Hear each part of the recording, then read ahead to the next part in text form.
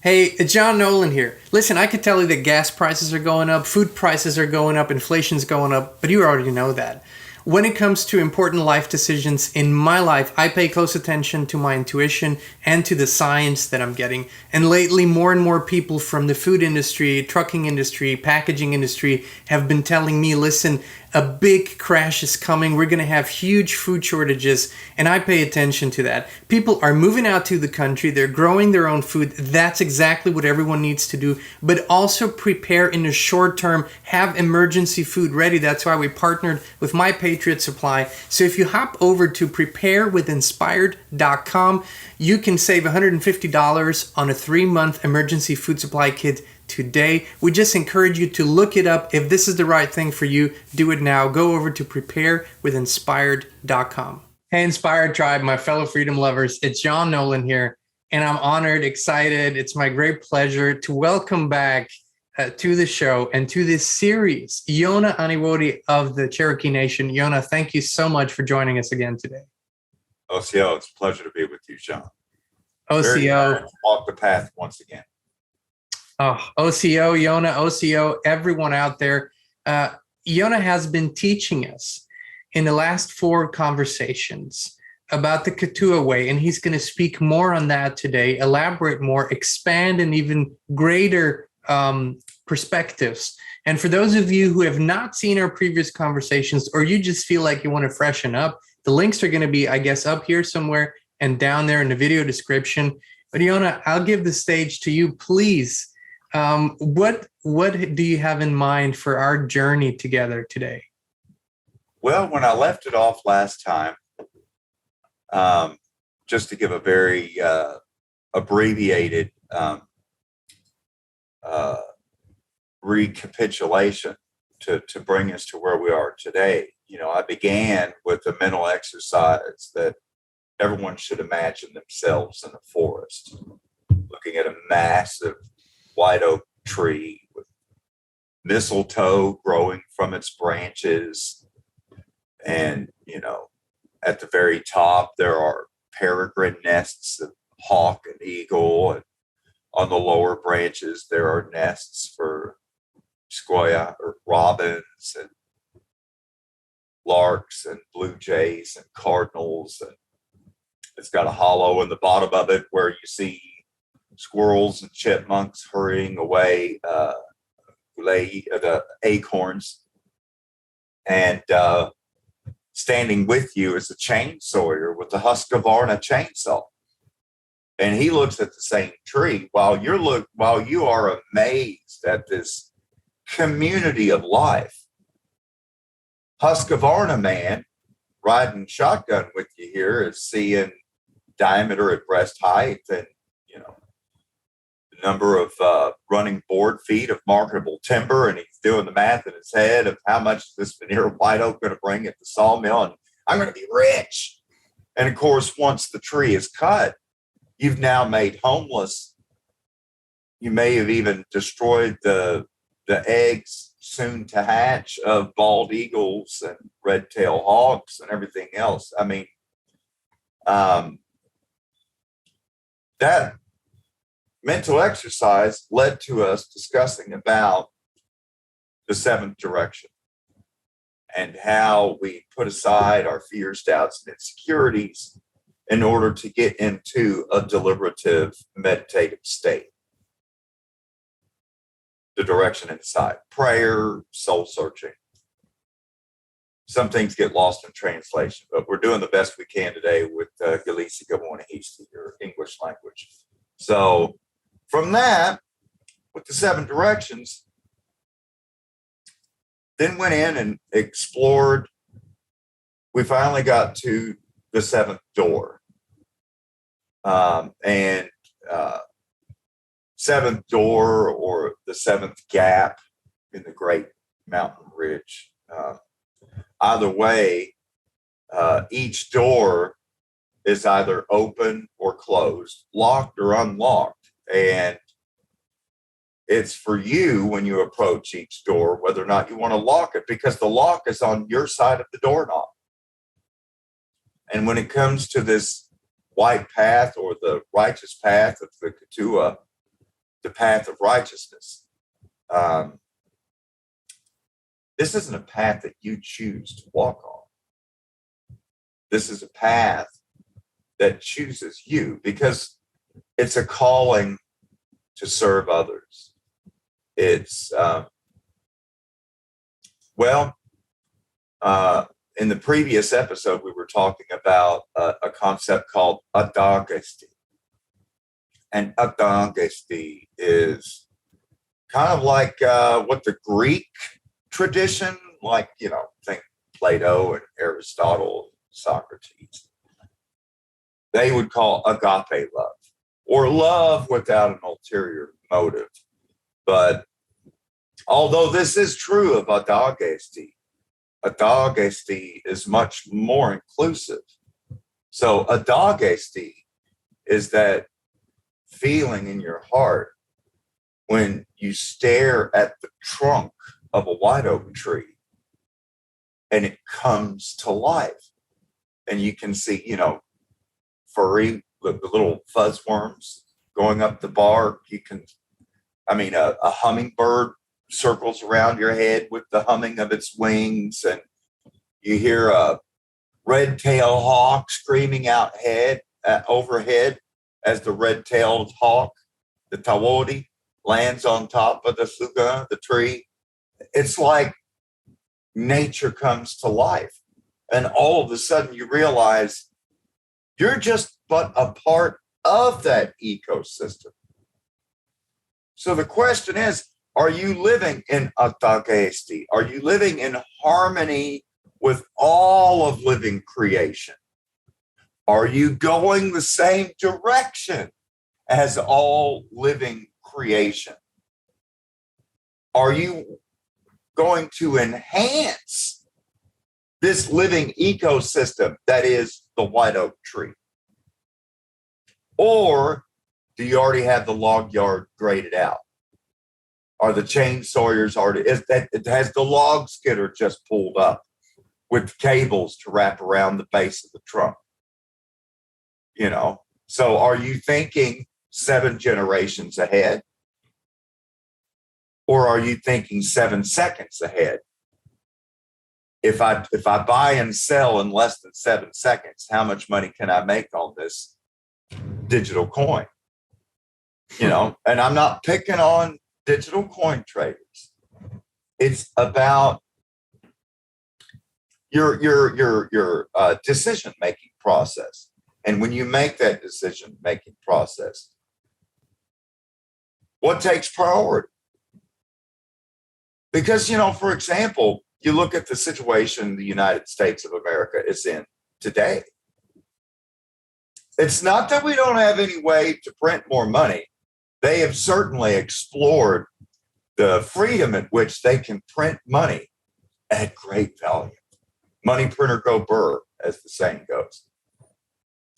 Even to the extent that apparently they're, when it comes to spending on certain priorities of the United States federal government, you never hear the question, how are you going to pay for that? Doesn't matter. You type it in the computer. Whatsoever, if it is spending more treasure for destruction, genocide, and massacre across the world, under the guise of defending people and defending democracy. It has to do with priorities and spending. And so for us, our greatest treasure individually is the time that we have and how we spend that time and where we place priorities. So the most important lesson to be taken away from today is to realize your own value and to realize your greatest single treasure of your own value is the time that you have. That time is a gift. And who you choose to spend your time with and how you choose to spend your time thinking and feeling is the greatest gift of all. So as we speak of the white path, It really is about placing other needs before your own.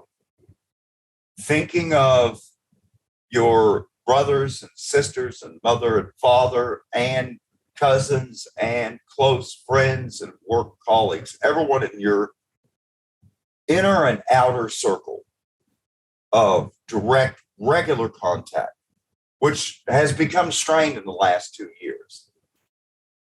Albeit people still have regular contact through text message, Zoom calls, and other things such as these technologies afford. But sadly, there's less and less face-to-face congregation and joint celebration. But I'd like to think that we're all being drawn together onto this wide path of righteousness, as we're all called to celebrate life and to celebrate our victory over evil. Just at the moments when you think that evil is so triumphant, that life is so unfair, and there seems to be no hope, that I laugh, because that's when you know that you're winning. When you are at your lowest point is when they're at their lowest point. All they have left at this point on the other side is Carl Jung style projection, to project onto their enemy. So, and a megaphone to do it. Yes. So dare I say, I will include perhaps a dicey example, but former President William Jefferson Clinton, aka Bill Clinton, was ostensibly compensated by the Bank of Moscow twice for giving speeches. Very richly compensated, wasn't he? Over $1 million. Over $1 million, as was Hillary, compensated handsomely for just giving a speech for a half hour. So that's just blatant corruption by any definition of the term. Now, when I say Carl Jung projection, here's my example. Bill and Hillary Clinton, who continue to this day to be paid for giving speeches to banks on the order of hundreds of thousands of dollars for a hour-long speech. My goodness, must be a lot of pricey words in there. I'd hate to play Scrabble with them. And what you find out is, now all of a sudden, it's now been confirmed that the Alpha Bank server at Donald Trump's campaign headquarters, well, that was all a lie. It was all made up. Everything that CrowdStrike and Fusion GPS haggled about through two farces of an impeachment hearing led by Adam Schiff, the congressman representing the California district of Raytheon. I call him Dr. Evil. That's what he looks to me. Yeah. And that was all made up. And now it comes out that it was all made up and that the FBI was in cahoots with the Clintons to protect and cover their behinds and try to conceal their direct ties of corruption, where the Clintons made the deals to sell the American uranium to Russia, where the Clintons were then repeatedly financially remunerated by Russian banks through the Clinton Global Initiative. And yet, since 2016, what year is it now, John? 2022? For 6 solid years, it's been nothing in the media, mainstream media, that is, and that includes Alphabet, NSA, Google, YouTube, CIA, whatever they call themselves. Big tech and legacy media, yeah. because they literally came out and boasted in January of 2021 after the so-called election, bragging about signature reduction and how Facebook and Google and YouTube and friends and Twitter and all were able to work with MSNBC and Rachel Maddow and Amy Goodman and Democracy Now! And all these other friends to save our democracy by completely destroying it and replacing the peaceful transfer of power that we call presidential inaugurations. And they entirely scrapped that altogether. And in 2021, we had our first ever military installation of an illegitimate regime that laughably is allegedly leading the entire free world with their own two sharp minds and instincts. No one, I mean, no one, it does not matter. It does not matter where you stand politically. It doesn't, if you have two eyes to see, two ears to hear, and a brain to comprehend what you're seeing, you cannot possibly believe that these people that are in the public eye can run a school cafeteria, let alone anything resembling such a complex operation as a government or a nation or international leadership. So, to me, this example is prime because on the path of righteousness, as you call it, which people have, I think, very convoluted ideas about. It's not convoluted. The path of righteousness is truth and a moral, ethical foundation above everything. There is nothing on this path. You cannot deviate from it, or you lose the path, and the path loses you. You said something beautiful. You said the path chooses you, and it chooses you so you may serve others. And that's why understanding when you walk this path, or when you walk a path for yourself, and you get attacked, and you get whatever, it hurts you, and you're insulted, and you're all these things. But when you are on the path of righteousness because it chose you, this it just falls away from you because you're doing it for a greater good. Precisely. In fact, I'll share something here because it is about surrender and trust. When you step through that seventh door and when you walk down that white path of righteousness, you're not thinking about yourself. It's it's an unending love for all life, past, present, and future, of all species of life. And so you're sacrificing your own needs, wants, desires, and whims, and instead trying, to do what's best for others, to think of others before thinking of yourself. So if you are following the white path, you will have protection. And if you're following this white path, Sean, and a man strikes you in the back, don't ever turn around.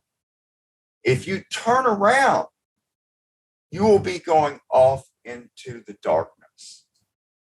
Because as we walk the path of righteousness, it's called the white path because our faces are illuminated by the light of everlasting truth, the light of everlasting love, the light of everlasting life in heaven. That's how we see it. That is beautiful. And I have a question for those who might think, what are these seven doors?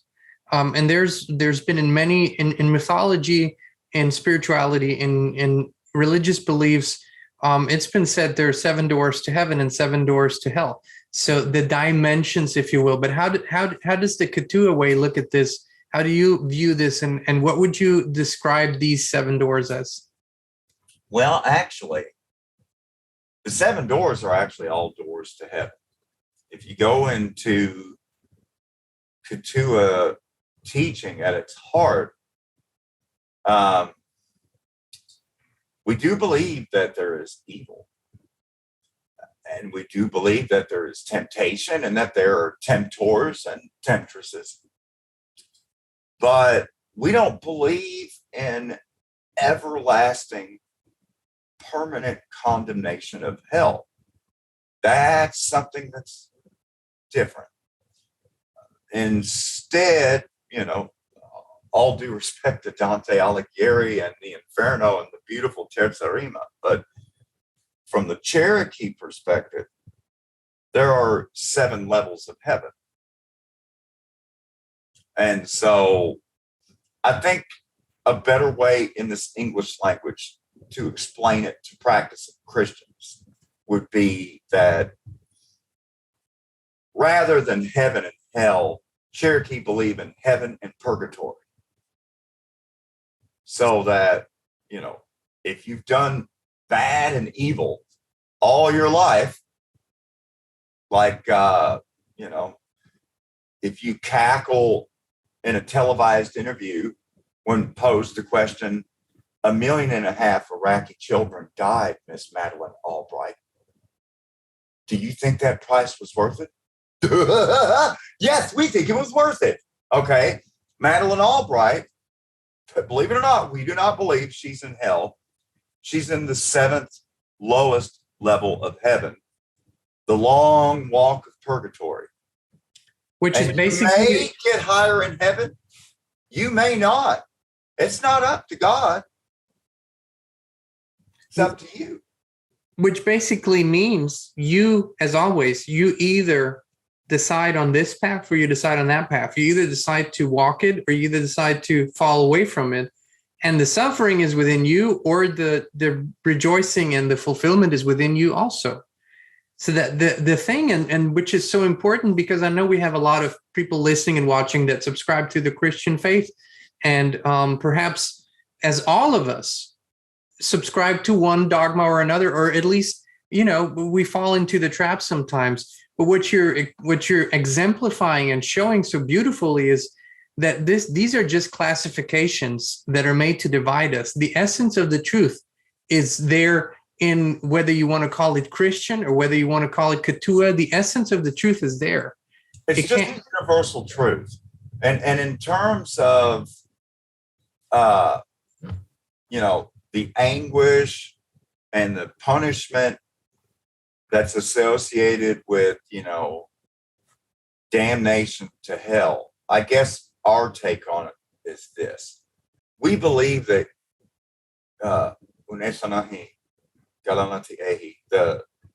we believe that the God, creator of all things, has such an immeasurable forgiving heart that you can never, ever exhaust the kindness and patience of our loving Father.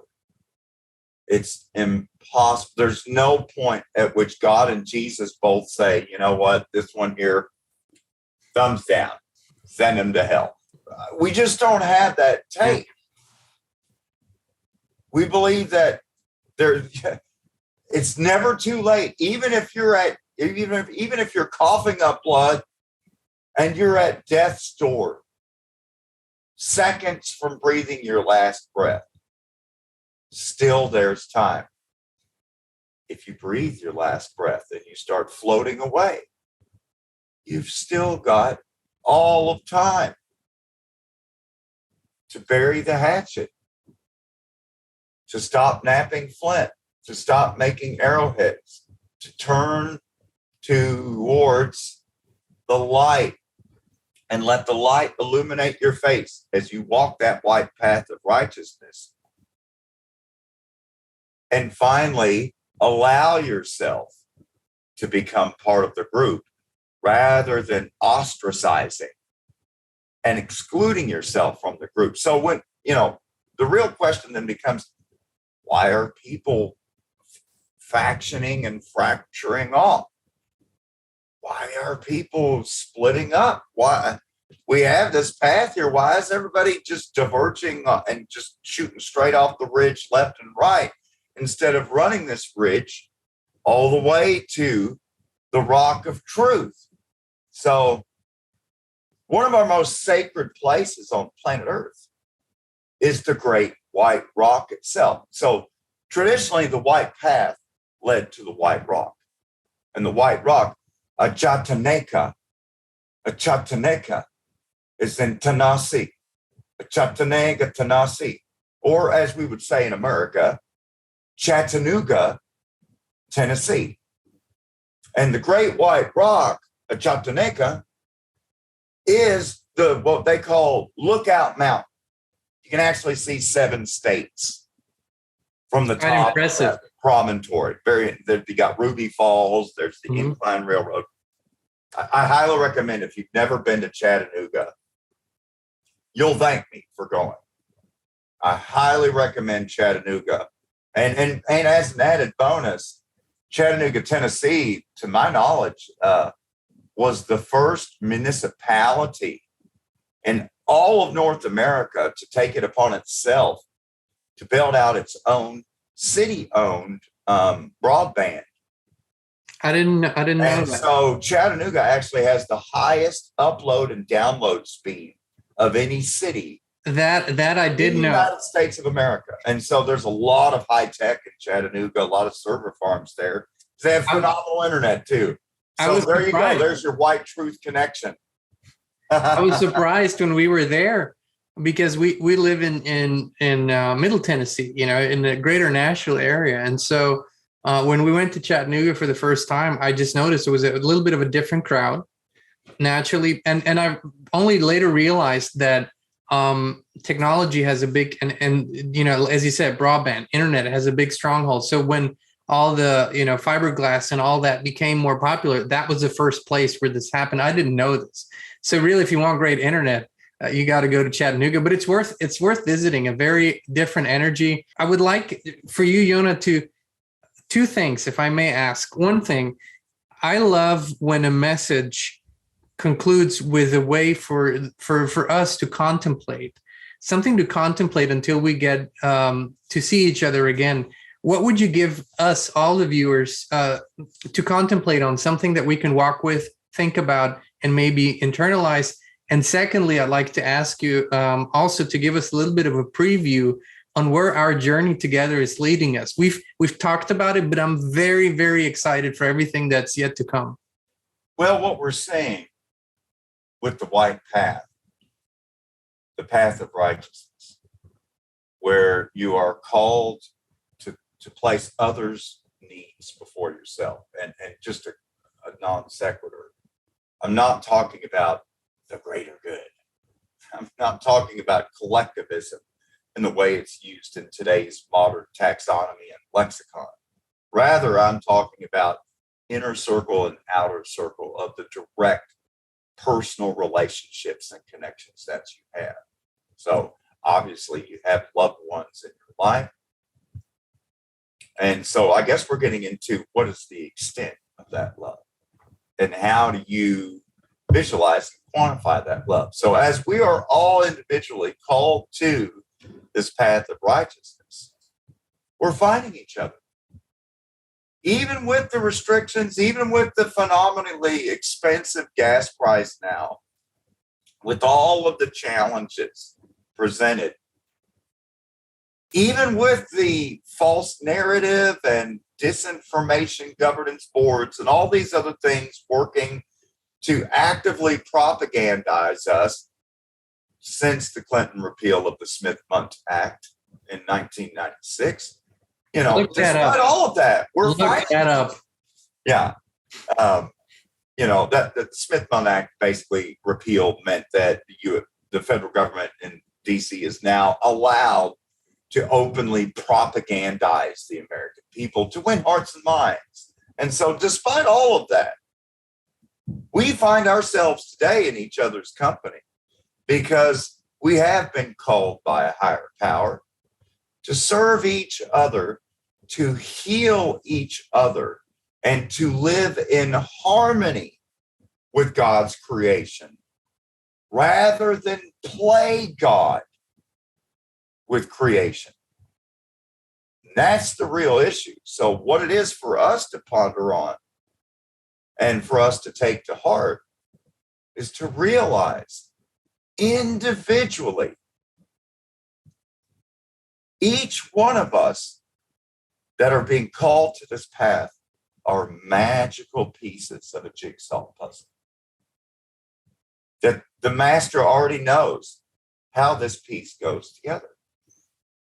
You may be a corner, you may be an edge, you may be somewhere in the middle.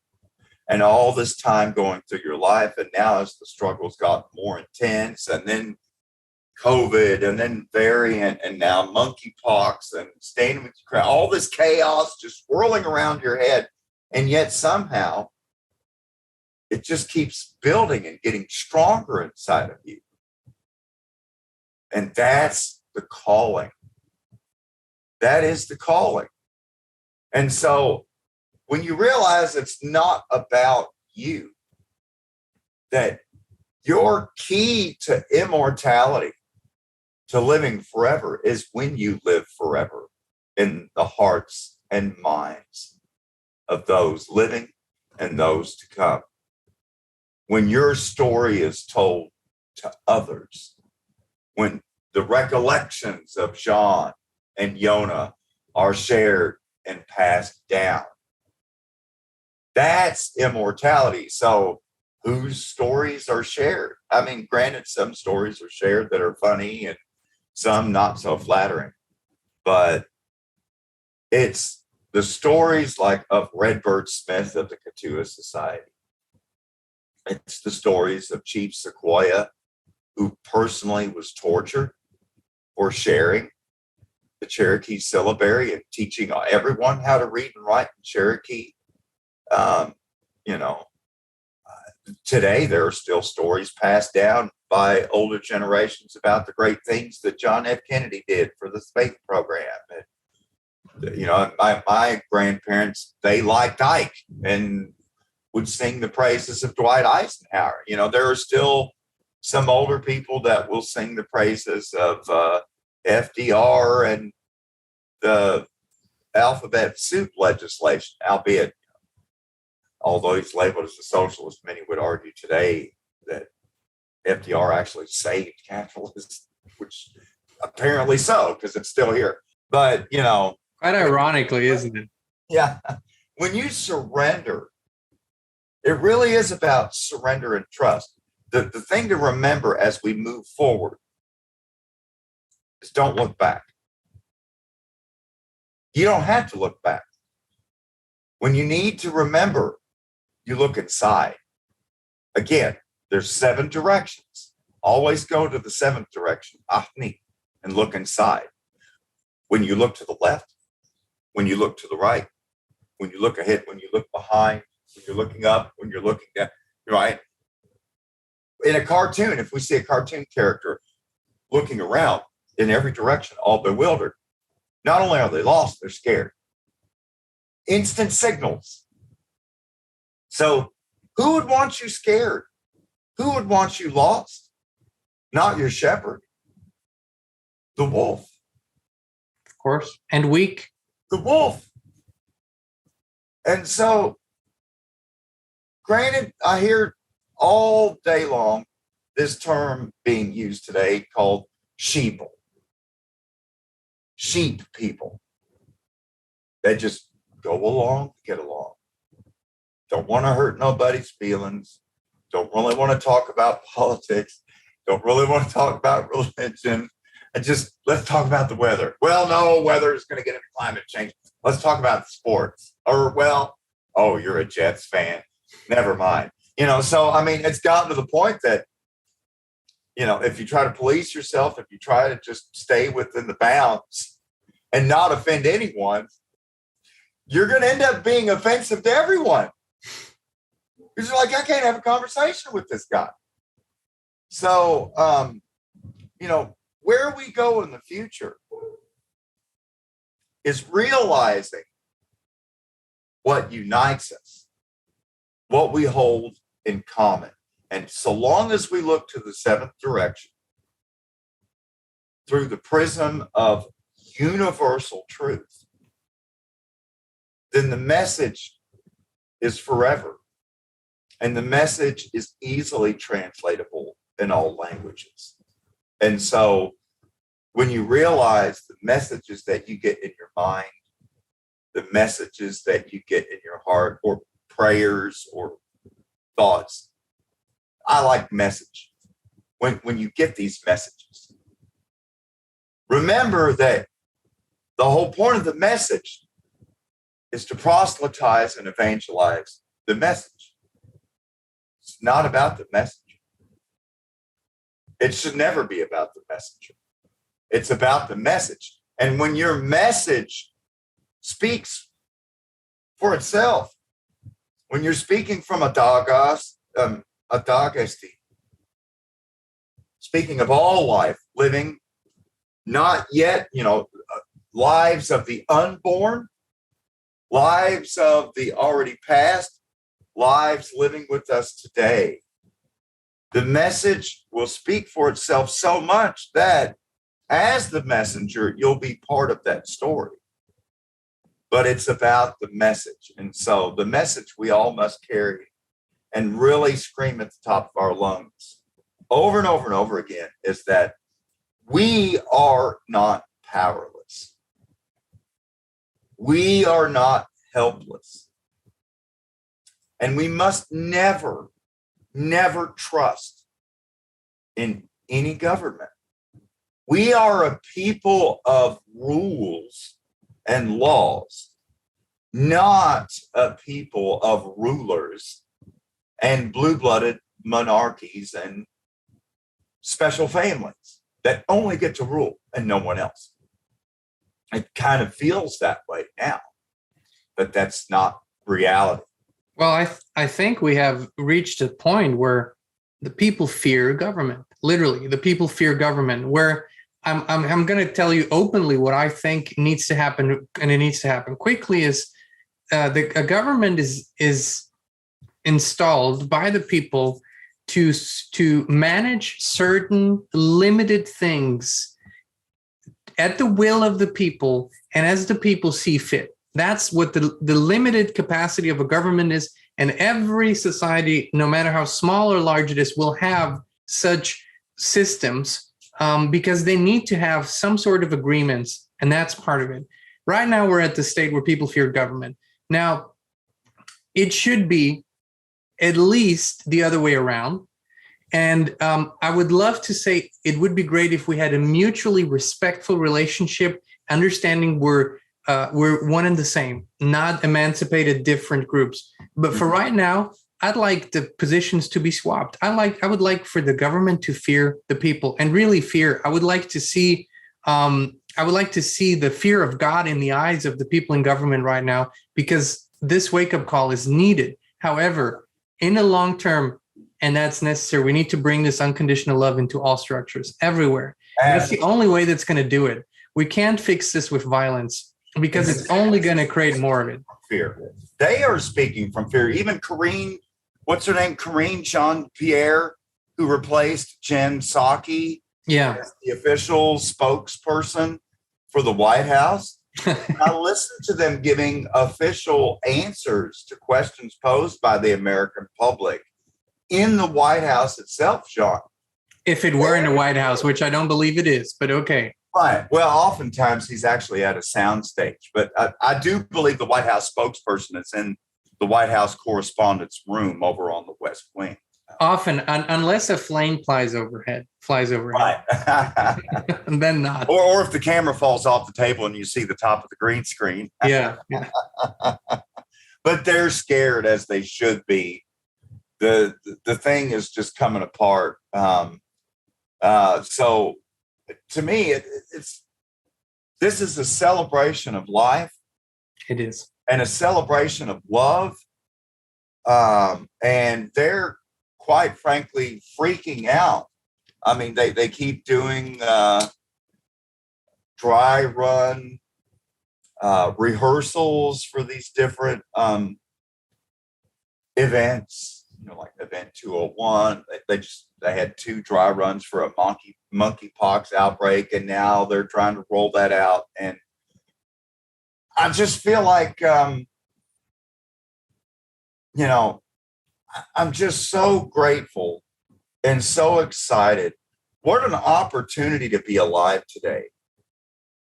And what an opportunity to reach more people as this, rather than this being a great reset, so that those who want to play God with all life and want to be God over everyone forever with some type of perpetual digital slavery system. Instead, we're in the midst of a great awakening. At a time when people said churches are dying, religions are dying, people don't care anymore. Well, that was the wolves braying at the full moon. The full moon is past, and the reality is we're all coming together because we're all being brought together, not even of our own volition. How else would I have crossed paths with Jean and so many other beautiful, caring people in my life? We are all brought together to serve this higher purpose. And I can attest to that. Kristin and I experience this now on a daily basis. We go, which we perceive to be random places. We could go to the grocery store, we could go to a restaurant, we could go to an event somewhere where you wouldn't expect conversations of this nature that you and I are having, some variation of it. And yet we have them all the time. And these are people from all backgrounds. These are your truck drivers and these are your teachers, the heart of this country, the people that the lifeblood of it all that are awakening. And there's a sense of not just partial awakening, there's a sense of soul awakening. It's okay. Once you turn on this truth filter here that you have, and once you are open to it and you feel reestablished a connection with your creator, you become open for truth and very closed for bullshit. It's just what happens. It's the natural way of things. So these conversations that we're having, and I just want to point something out for those of you who are listening a little more closely, you will notice that Yona has very, very broad knowledge in many various fields, but beautifully connecting them all because it all belongs together. So this is for me the beautiful, rich part of our conversations is your amazing ability to bring it all together, to have this cycle of life and see that everything belongs to it. So I think these conversations are really, really empowering for people. And they make my day every day we talk. My heart is full after we finish one conversation, and I look forward to the next one. So the future, we're going to be working on mutual aid networks. And so in the next round, next time we powwow together, Jean, it's going to be about the basics of mutual aid network.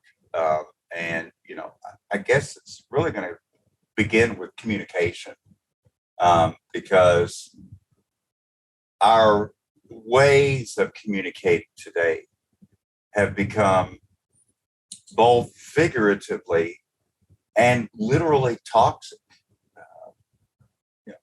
Just a specific example would be like Bluetooth in the ear, holding a cell phone directly pressed against your ear.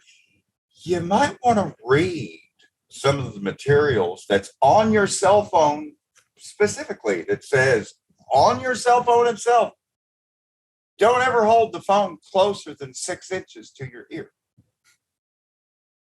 Why? That would make me think if I'm holding it less than 6 inches, then what is that? Bad? Does that megahertz me brain cells? Well, kind of. Look into EMF and how these frequencies, when you have Bluetooth, everything, of course, and we're bathing in this every day, but we don't have to enhance it by doing what Yona is saying by, and what it does short-term and long-term. And you can experience by people who do that a lot. There's a fog there. There's a disconnectedness. And so, when it comes to a mutual aid network, the single most important thing, and we'll get into this in the next iteration, is establishing trust. And of course, trust is earned and not gifted. You don't give out trust like pizza coupons. Trust is earned through time spent, trials and tribulations overcome together. That's how trust is earned. And of course, our trust has been manipulated. They used stethoscopes and lab coats to manipulate the public and take gross advantage of this implied trust of the public in lab coats and stethoscopes, for example. Very, very dirty, very disgusting what's happened. And sadly, they're continuing.